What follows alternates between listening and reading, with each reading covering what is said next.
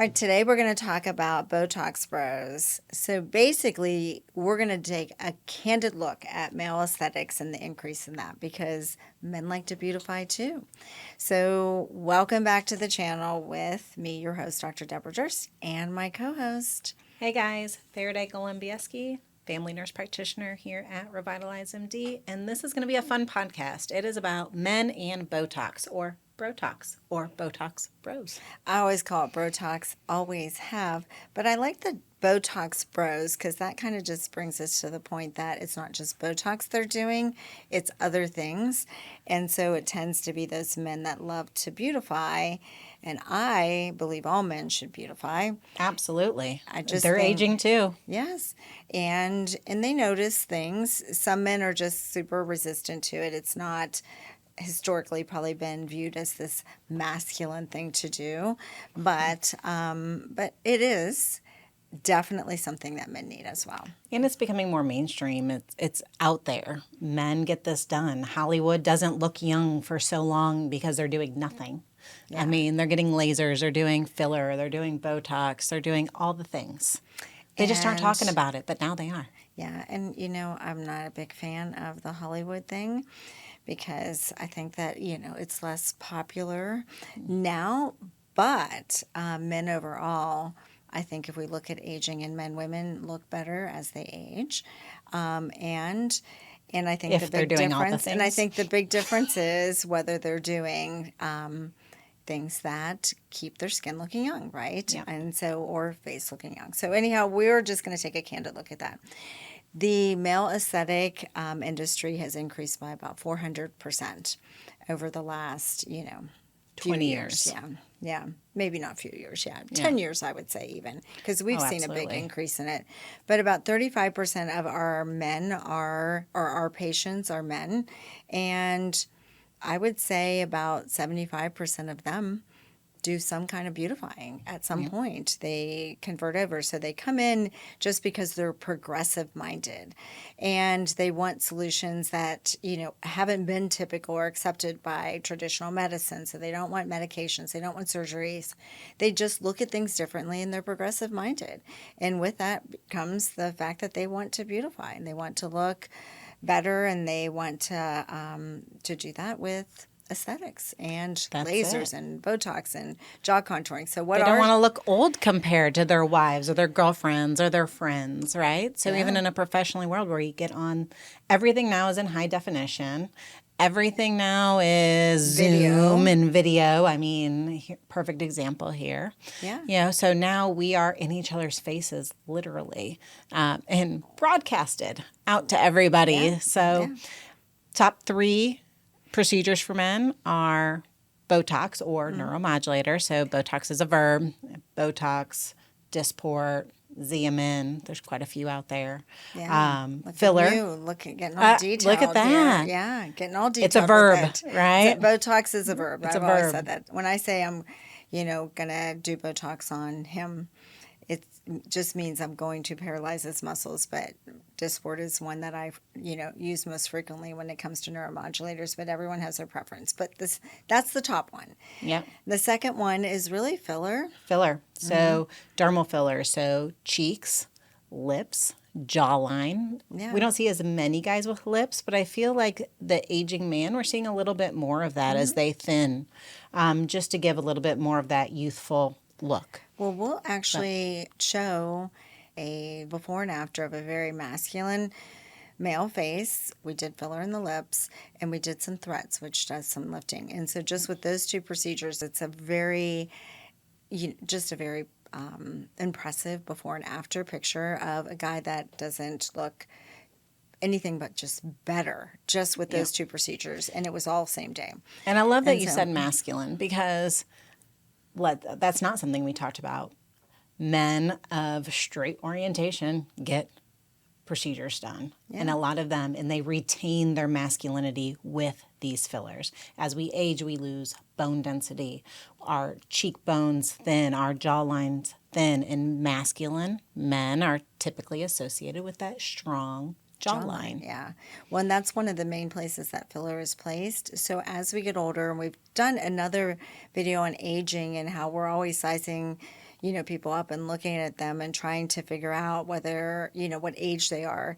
But jawline definition is something that men lose with time. And so just having a more prominent jawline, and then sometimes we get this, submental area that gets a little laxed. And so with jawline contouring and filler, you can change that in a man.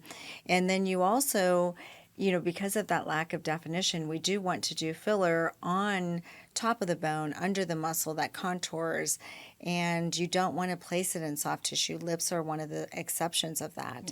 And so if we're doing a man in filler, we are going to take, the angle of the jaw out to be a little more prominent in a squared off look, where maybe give them a little bit more of a chin. Yeah, well, and the chin actually is a more boxed chin, where in a woman we're going to do a more pointed chin, and then we're going to do an inverted V.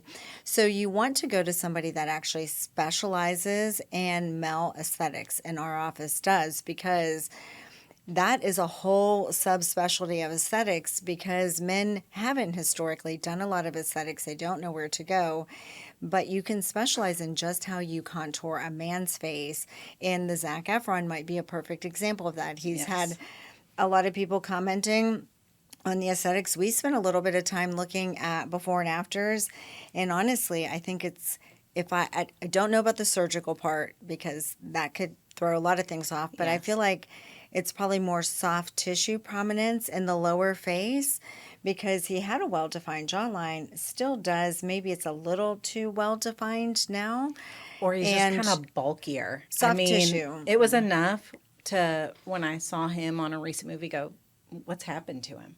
So I know, like Dr. Durst said, we don't really know the whole surgical side of that, but there's definitely, it looks like dermal filler, maybe in areas it shouldn't be, or an excessive amount potentially being placed. Yeah. And so that's the too much or too little, right? Well, it's the soft tissue. We really should be contouring. Almost all filler, when we're talking about straight up HA fillers, should be on top of bone, under muscle, and contouring. So you should be contouring the jaw, making the chin more prominent if it's lost, defining the angle, defining that jawline, but even the cheekbones should be defined a little differently, more squared off in the face, and the chin should be different and wider and more broad than a woman's. But those aesthetic procedures have increased about 400%, and again, Botox is one of them, filler is another one of them, but also laser hair removal. And I have been seeing a lot more of that. Yes. And there are ways that you don't even think about. So obviously, back hair is one of them, which brings us to another. We've done a State of the Bush. We need to do one for manscaping for men, because a lot of women like the afternoon shadow. They don't like the chest hair gone. So those are things, because once you get laser hair removal, then you can never, it's permanent hair reduction. So if you're lasering, your chest hair, but you choose to want to have it in the future, you may not be able to do that if you've had it removed. Spotty.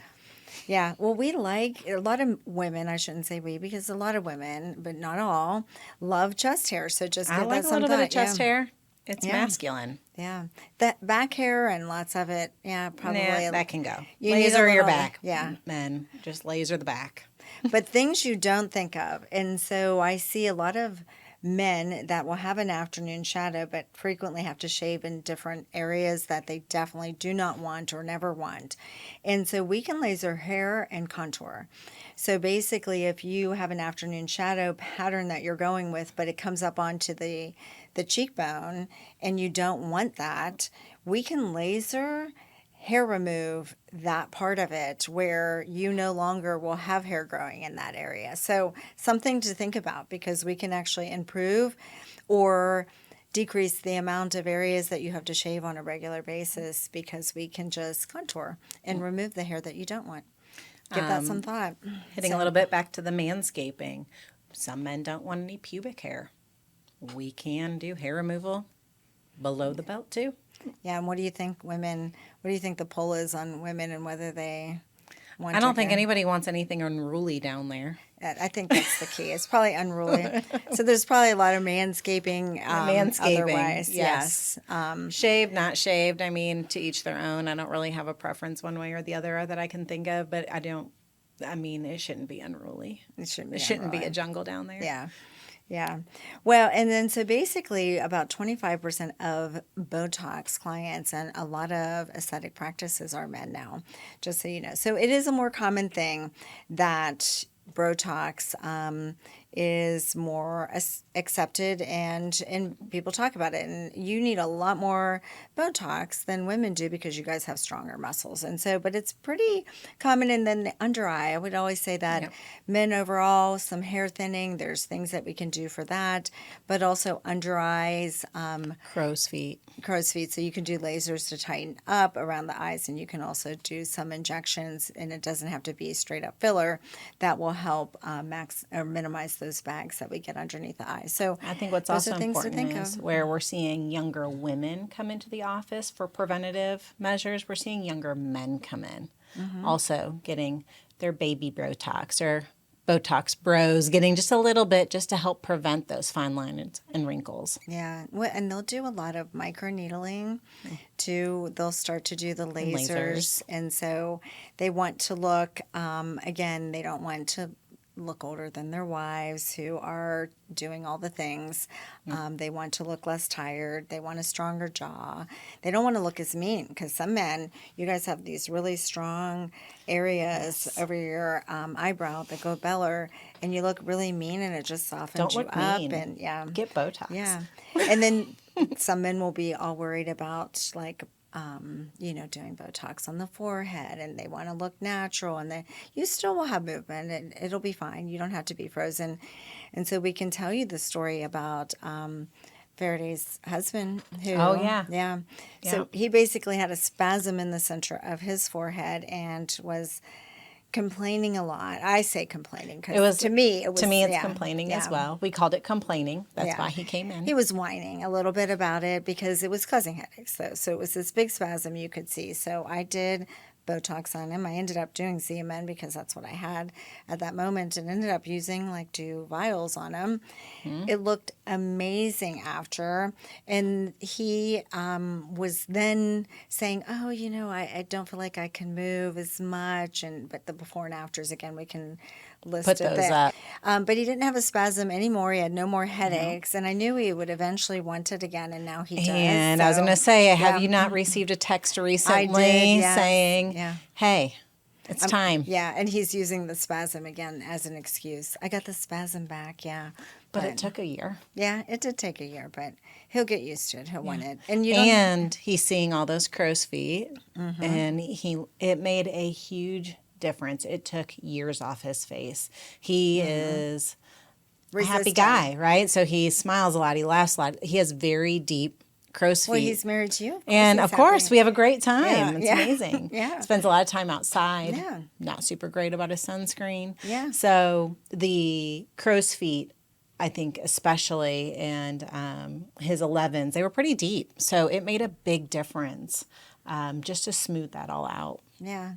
And so it doesn't make, so some of the myths of aesthetics that are with women and with men is then, again, Botox is something that prevents those movement lines. And so it doesn't, you don't have to look frozen or unnatural with it. It depends on your conversation with your injector, because we can actually just decrease those lines and movement in every 3 or 4 months, but we don't have to make you frozen to the point where you can't move. And filler gets a bad rap. It gets a bad rap because of, again, patient and injector.